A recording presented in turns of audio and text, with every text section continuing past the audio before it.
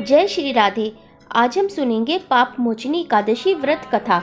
भविष्य पुराण की कथा के अनुसार भगवान अर्जुन से कहते हैं, राजा मानधाता ने एक समय में लोमश ऋषि से जब पूछा, हे प्रभु, यह बताएं कि मनुष्य जो जाने अनजाने में पाप कर्म करता है वह उससे कैसे मुक्त हो सकता है।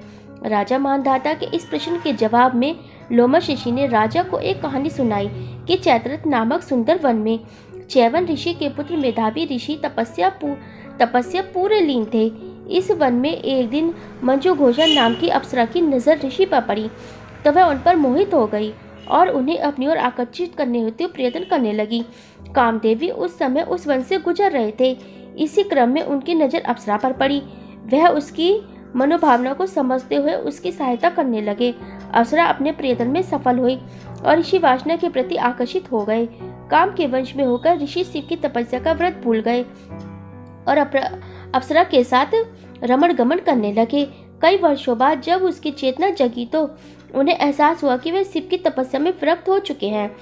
तब उन्हें उस अप्सरा पर बहुत क्रोध हुआ और तपस्या भंग करने का दोषी जानकर ऋषि ने अप्सरा को श्राप दे दिया कि तुम पिशाचिनी बन जाओ। श्राप से दुखी होकर वह ऋषि के पैरों पर गिर पड़ी और श्राप से मुक्ति के लिए अन्वय विनय करने लगी।